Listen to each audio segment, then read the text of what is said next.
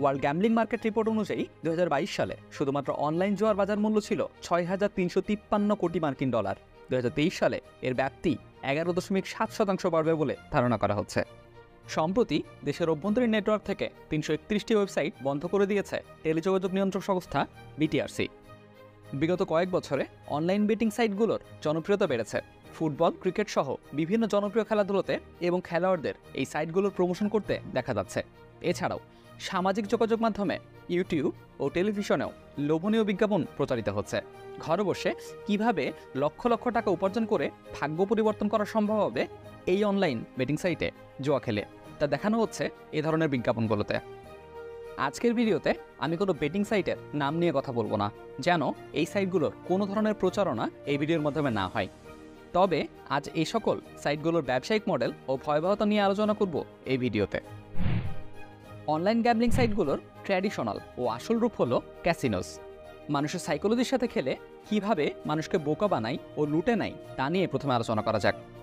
বাংলাদেশে জুয়া খেলা নিষিদ্ধ হলেও ব্যক্তিগতভাবে দুজন বা ততোধিক ব্যক্তির মধ্যে ফুটবল বা ক্রিকেট খেলার ফলাফল নিয়ে বা অন্য কিছু নিয়ে বাজি ধরে বিজয়ীকে অর্থ বা মূল্যবান বস্তু দেওয়ার চল রয়েছে, যেগুলোতে ক্ষতির চেয়ে মজার জন্য করার প্রচলন বেশি দেখা যেত। ক্যাসিনোর উদ্ভব মূলত বিনোদন বা মজার জন্য হলেও বর্তমানে এটি শুধু প্রফিট ম্যাক্সিমাইজেশন করার জন্য প্রতিষ্ঠিত। এই সকল ক্যাসিনোগুলোর বেশি লাভ করতে হলে মানুষকে জুয়াতে আসক্ত করাটা প্রাথমিক শর্ত। যে কোনো ক্যাসিনোর আয়ের মূল উৎস হলো গ্যামলিং গেমস। 3 ধরনের ক্যাসিনো গেম রয়েছে: গেমিং মেশিনস, টেবিল গেমস এবং র্যান্ডম নাম্বার গেমস।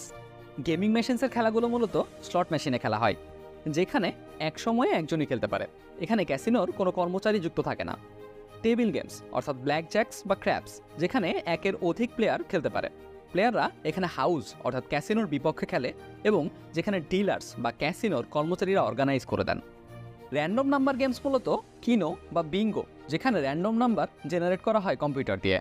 আবার অনেক ক্যাসিনো এই 3 ধরনের কিছু কিছু অংশ সমন্বয় করে গেম তৈরি করে, যেমন রোলেট গেম টেবিল গেমসের মতো ডিলার্স দিয়ে করলেও র্যান্ডম নাম্বার যুক্ত থাকে।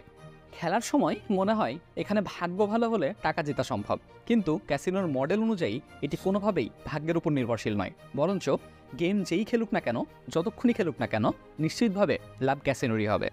প্রতিটি গেম এভাবেই ডিজাইন করা হয় যেন একটি নির্দিষ্ট সময়ে সেই গেম থেকে ক্যাসিনো লাভ করতে পারে। ক্যাসিনোর পক্ষ থেকে প্রত্যাশিত বা এক্সপেক্টেড লাভকে হাউজেস বলে। এটা মূলত সম্ভাব্যতা যে কতটা ক্যাসিনোর ফেভারিটে আছে গেমটি। উদাহরণ হিসেবে রোলেট গেম নিয়ে